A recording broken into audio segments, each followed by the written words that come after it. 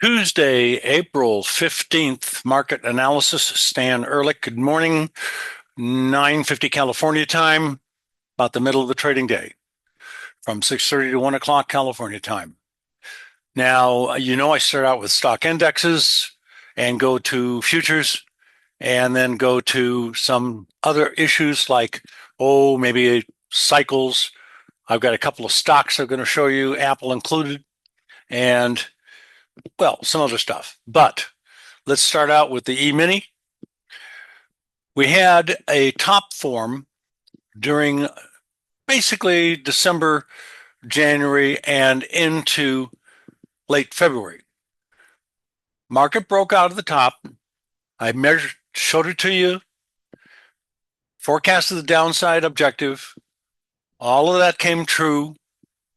And then we got very oversold on the crash because of the tariffs or the threat of, or whatever, the magic word tariff. So, a couple of days ago, January 9th,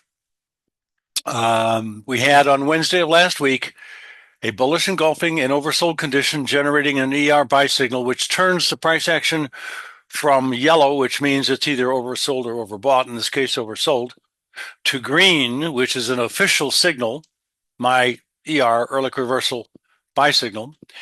And we have struggled a little bit to have bullish follow through, because all in one single day did it not only generate an outside up day on Wednesday of last week, but it also rallied enough to get up to the first objective, the resistance area, which is around 55 and a quarter. 55's 27, I'll say, 55.20.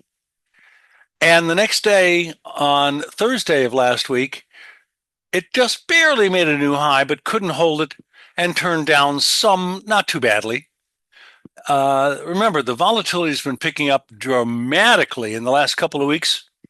The VIX went crazy, VIX volatility index, and now it's back down to more normal conditions, which would be about 30 or lower in general historically. And today, we still don't have any upside follow through. We don't have any higher highs. The resistance has stopped the rallies. And that's an important phrase for the last few days. Resistance has stopped the rallies.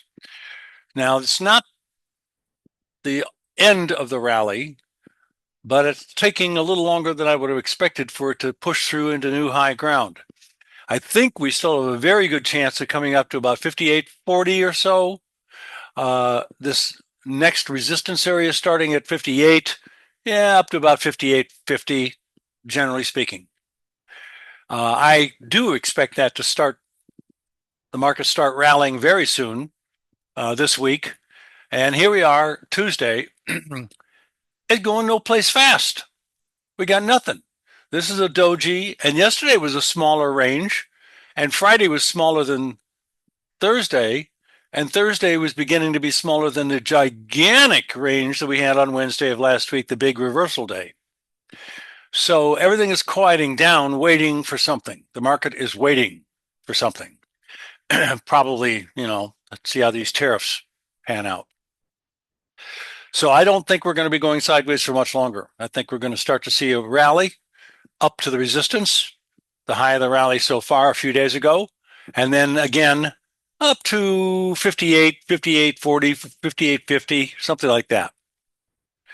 But it's very quiet on the Western Front momentarily. And the 1 minute chart, nothing here. Nothing higher than yesterday, nothing lower than yesterday, and yesterday was starting to slow down also. We've got the SPY, which is the only index that didn't give me a buy signal in the last week or two. So oversold, yes, but no bullish engulfing, which would have been on this day, April 9th, but it never got lower than the previous day's low on the SPY. So now we're starting to come up slowly. Haven't made a new high from Wednesday of last week yet, but there's a gap to close. And then there's the resistance area higher than that. And I do think we're likely to get up to maybe 575. But there's one or two stumbling blocks on the way up. So the gap closure is one of them at 554 3/4-ish. Next chart is simply the sideways movement on the spider for this morning so far. Very quiet, unusual. The QQQ gave me a buy signal on Monday of last week. Out of all the indexes, the Qs did it at the bottom of the market on Monday in a support area, in oversold conditions, and bingo. We've got ourselves a heck of a good rally. Major follow through Tuesday and Wednesday in particular of last week. Settled back Thursday, Friday, and went up a little bit yesterday and a little bit today so far. So it's working just a little slowly. Now, a couple of gaps have already been closed on the QQQ. So the resistance area I think we're going to get to easily is 474.5 up to about 484, almost 485. And then we'll see after that. I'm not ruling out something as high as 500.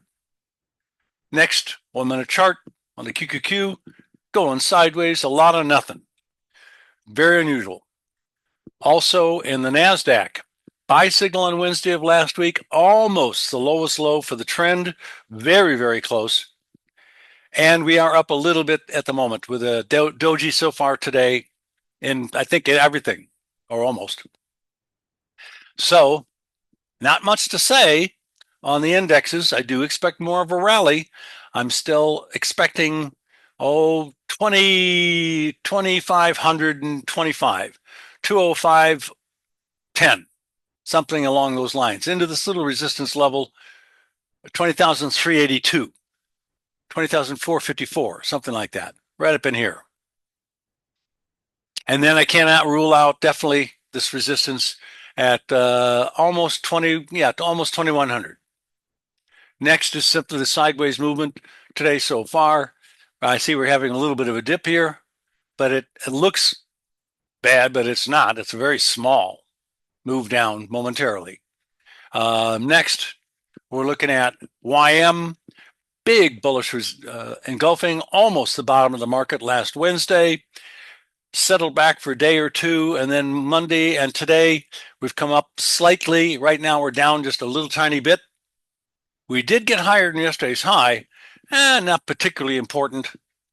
We're not overbought, we're not oversold, we're very neutral. I just think we're going to have more upside follow through than we have had so far from these reversals last week. And the 1 minute chart. And we're going to go to Russell. Wednesday, bullish engulfing in a support area and oversold. Great. One of my favorite combinations. And moving up some, not necessarily a lot, but not higher than the reversal day high. It's just not getting the upside follow through I would normally expect from bullish engulfings. Often when they happen, like back here, September 11th, last fall, straight up after the reversal. After this reversal, just a month or so earlier, August 13th, straight up, right afterwards. And many examples. This one didn't work. It was a bad signal. So it's not a good example. We lost a little money. I'm probably pretty sure of that on that trade. And the 1 minute chart for the Russell, which did get just a little bit above the high of yesterday and is now testing a very minor level of support. Probably will work its way back down a little bit more, but I'm not looking for any major breakout one way or the other, except for upwards, and sooner the better. Today would be great, but this week, I think, likely.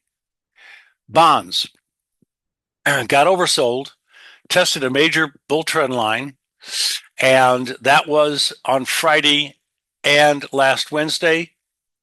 Now, yesterday we went up some, coming out of oversold conditions a little bit, and now we're not oversold anymore, and we're coming up a little bit more today. So it did bottom out. It hasn't gone up too much so far.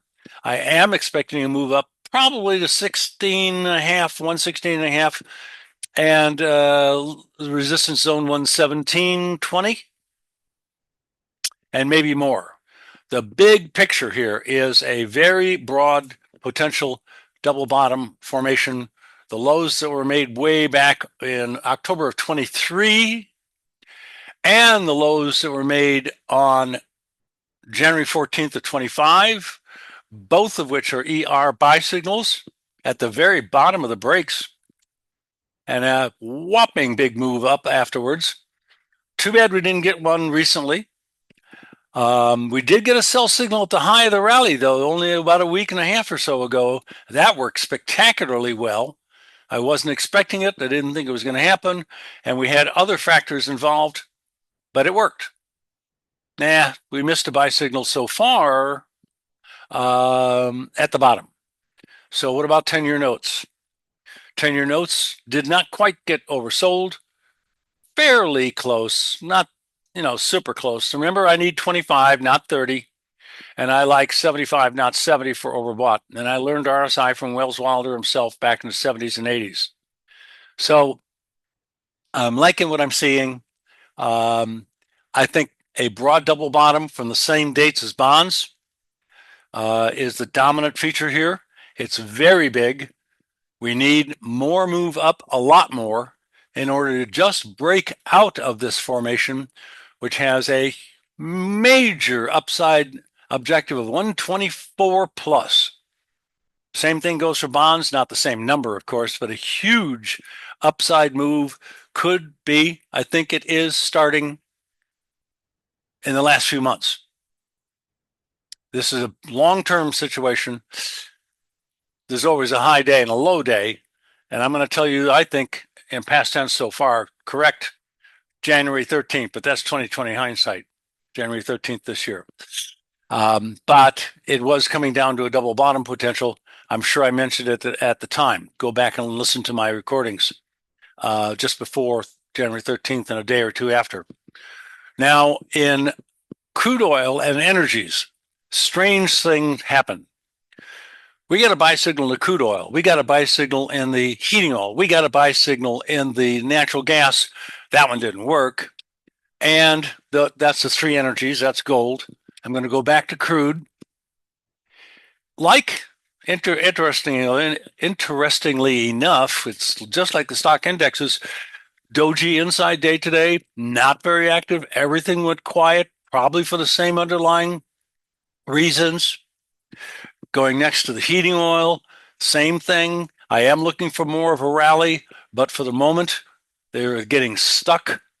They don't seem to want to move, but I have to trust my buy signals. I always have relatively close stops. I never, unless they're extenuating circumstances, which happens once every couple of years or something, take a big loss. I always have my trailing stops. You are not seeing the strategy being applied here, only the signals. The actual strategy will show you the buy and sells at exactly the right price, et cetera, and the trailing stops and so on. So I'm liking the upside here. I think we're going to go up to at least 2.18, maybe 2.21, and I'm not ruling out 2.33 for heating oil. Next, the buy signal in natural gas didn't work. It didn't want it to work.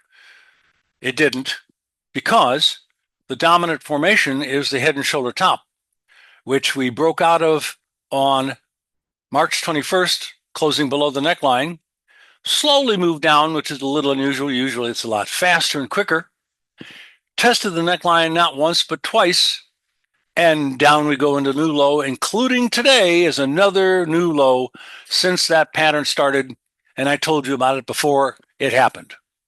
My minimum downside objective is getting closer and closer, 2.973 if you want to be exact, and that's silly, but about 2.9 and lower. Remember, it's a minimum downside objective on technical patterns in general.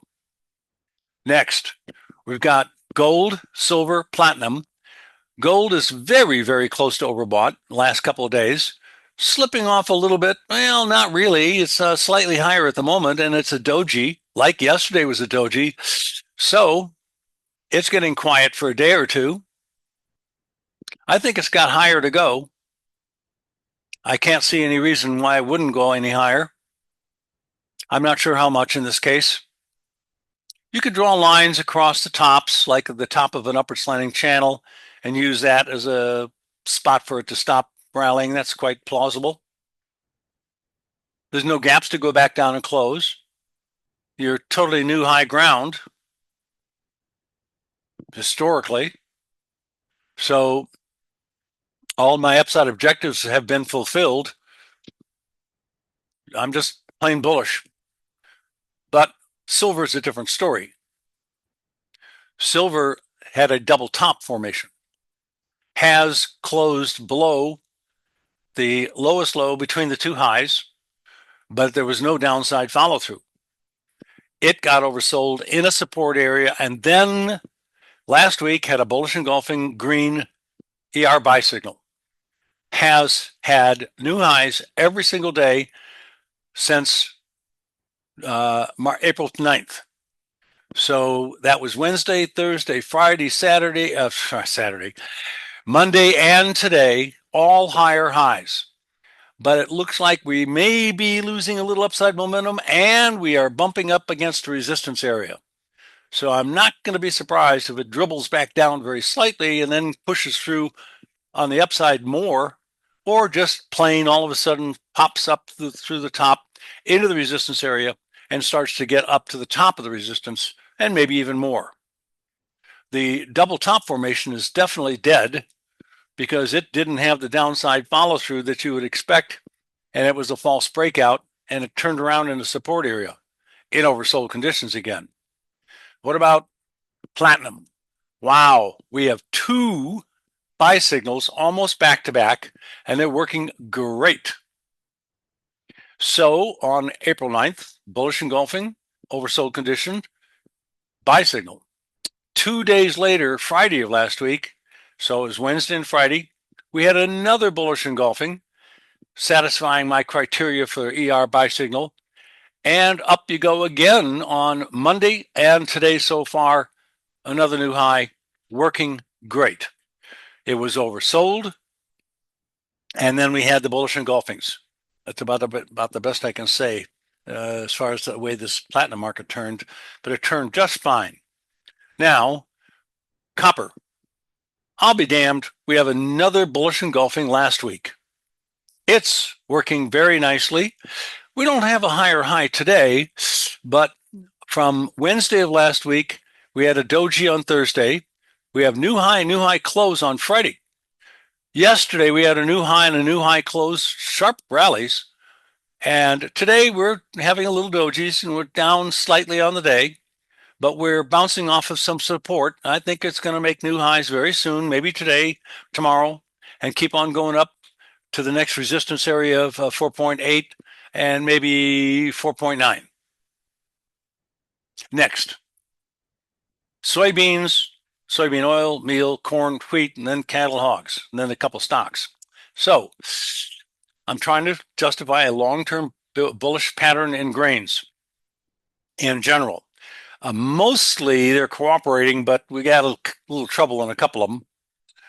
Soybeans came down to test the previous lows, almost very, very close, got oversold, and turned around last week. We have rallied very nicely ever since then. Too bad I didn't get any signals. All I had was oversold conditions, testing support lines, and it turned. So next day up, then up, then up, then up, then yesterday, Monday, a little bit lower, and today it's a little bit more than a little, 7 cents lower. So I'm not surprised. Dipping a little bit more would be just fine with me. Not too much, maybe 1024, give or take a nickel up or down. Yeah, that'd be okay. But I'm still looking for higher levels, and the major upside breakout is going to happen when we get above 11. Closing above 11 is going to trigger off a bottom formation upside objective of approximately 1207. Big move. So we'll see what happens. Soybean oil.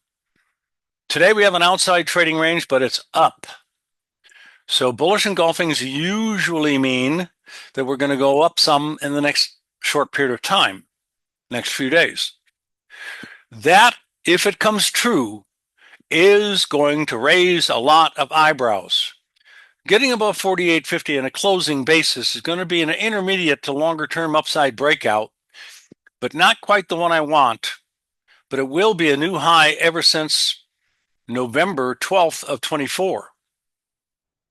So a little bit above that at approximately 50.50, we're going to see the neckline broken on a double shoulder, shoulder number one, March 1st, 24, shoulder number two on the left, May 9th of 24, the head of the formation, the lowest low for the whole thing, August 16th of 24.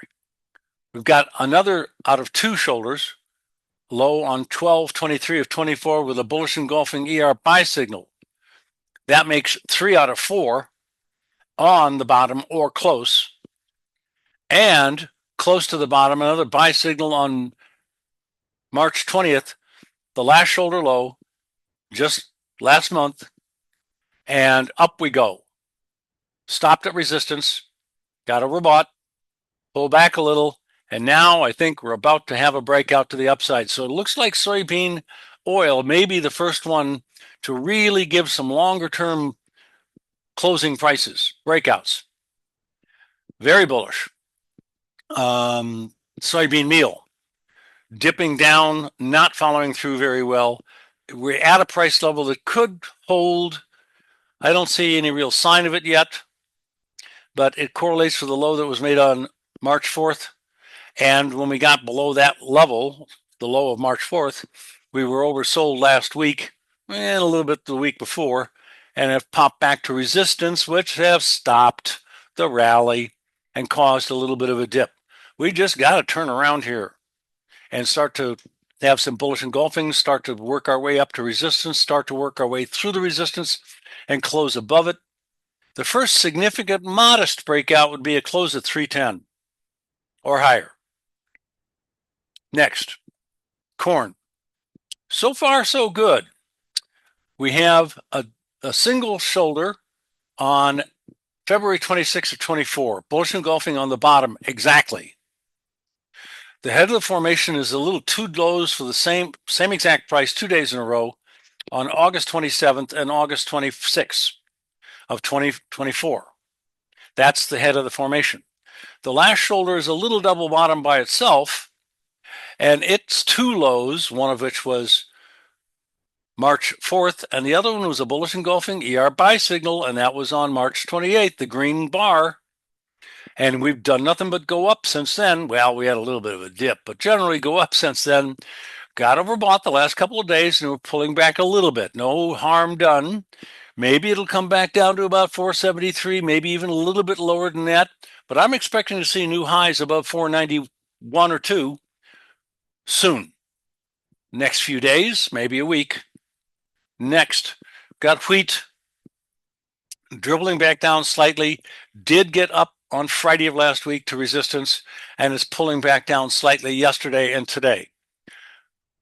I just can't see, don't want to see more weakness. I'm kind of expecting these two lows to be the bottom, but I'm not getting any help here. It's not cooperating very well. It got a little rally, stopped at resistance, didn't even get overbought, and is turning down some. So this better start pushing through above 557, it looks like, or higher on a closing basis, then above 575.5, which would really become a lot more interesting longer term. The last vestige of resistance relatively recently would be 621 3/4 ish, and that would trigger off a much bigger rally probably. Next, we have cattle, buy signal a couple of days ago, new highs since then, now getting higher than the high of the signal day. Good. This is working just fine. I'm expecting to see a rally up to 203.80-ish to close a small gap, and maybe even higher, maybe new highs for the whole trend. You do have to be a little careful in here, because if this rally goes up to my gap and stops, in, say, a week or so, maybe 2 weeks. We just might form a last shoulder high, but this is too soon to talk about a head and shoulder top. Oops, I just did. Okay, hogs, something fishy's happening here. I don't know what, but I'm not getting any price action to speak of. It's gone dormant. Highly unusual for a futures contract. Kind of leads me to believe the contract might be delisted or something. That crazy. Pork bellies went bye-bye. Lumber, plywood, a lot of other commodities I've seen in previous decades. So I don't know. I wouldn't be trading it at the moment, to be honest with you. And soon I may delist this myself and take it out of the group if it doesn't perk up. Shell stock buy signal Wednesday last week, doing adequately, but not great. We haven't closed above the high of the signal day of last week. We have had a downside correction on Thursday of last week. Friday started to move up, moved up a little bit more yesterday, and is moving up a little bit more today. I really want a lot more zip, pop, bang out of this thing. I'm looking for a move up to close the gap at about 69.60. There's an old gap on the way down that also should be closed. Next, we've got Apple. No bullish engulfing, unfortunately, just oversold conditions. Pop back up. Since we gapped up yesterday, and I know I mentioned it, we've come down and almost finished closing the gap.